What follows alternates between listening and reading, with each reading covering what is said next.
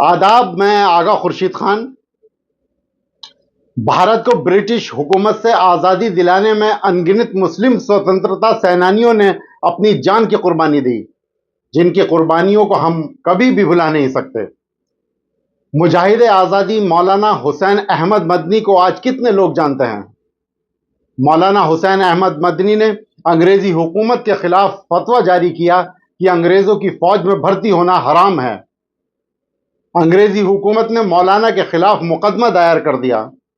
सुनवाई में अंग्रेज जज ने पूछा, क्या आपने फतवा दिया है कि अंग्रेजी फौज में भर्ती होना हराम है?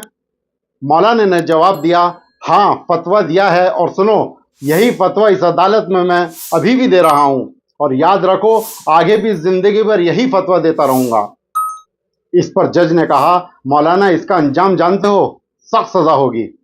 जज की बातों का जवाब देते हुए मौलाना कहते हैं कि फतवा देना मेरा काम है और सजा देना तेरा काम, तू सजा दे। मौलाना की बातें सुनकर जज ने गुस्से में कहा कि इसकी सजा फांसी है। इस पर मौलाना मुस्कुराते हुए अपनी झोली से एक कपड़ा निकालकर मेज पर रखते हैं। अब जज पूछते हैं, ये क्या है मौलाना? मौलाना उनका जवाब देते हुए कहते हैं कि यह कफन का कपड़ा है, मैं देवबंद से कफन साथ लेकर आया था। अब जज कहते हैं, कफन का कपड़ा तो यहां भी मिल जाता। इस पर मौलाना जवाब देते हैं कि जिस अंग्रेज की सारी उम्र मुखालफत की, उसका कफन पहनकर कब्र में जाना मेरे ज़मीर को गवारा नहीं।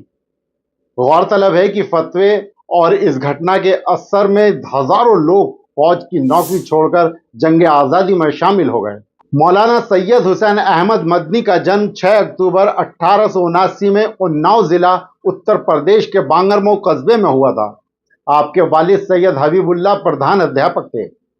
13 साल की उम्र हो जाने पर वालिद ने दारुल देवबंद भेज दिया, जहां आपने मौलाना महमूद हसन देवबंदी और मौलाना जुल्फ़िकार अली, जो दारुल देवबंद के संस्थापकों में से हैं, उन जैसे शिक्षकों की निगरानी में शिक्षा प्राप्त की। दारुल देवबंद से स्नातक होने के बाद आप मदीना चले गए, जहां आपने अरबी व्याकरण पढ़ाना शुरू किया। धीरे धीरे आपका शिक्षण बहुत विस्तृत हो गया। आपके पास छात्रों की भीड़ जमा होने लगी। इस समय आपकी उम्र मात्र 24 साल थी।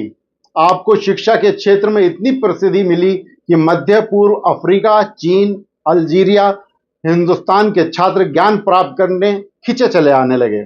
1916 में उन्होंने मौलाना महमूद हसन के रेशमी रुमाल पत्र आंदोलन में शामिल होकर ब्रिटिश सरकार का विरोध किया। उन्हें 3 साल की कैद हुई। 1919 में मौलाना जेल से रिहा कर दिए गए। जेल से रिहा होने के पश्चात मौलाना 1919 के खिलाफत आंदोलन में शामिल हो गए। 1920 में गांधी जी के आह्वान पर मौलाना ने असहयोग आंदोलन में सक्रिय भूमिका निभाई। 1927 में उन्हें जमीयत उलमा हिंद का अध्यक्ष चुना गया। मौलाना ने साल 1940 में मुस्लिम लीग द्वारा पाकिस्तान की मांग और अलगाववादी नीतियों का विरोध किया। 1942 में उन्हें भारत छोड़ो आंदोलन के दौरान उन्हें कैद किया गया। 1954 में भारत सरकार द्वारा उन्हें पद्म भूषण पुरस्कार से सम्मानित किया गया।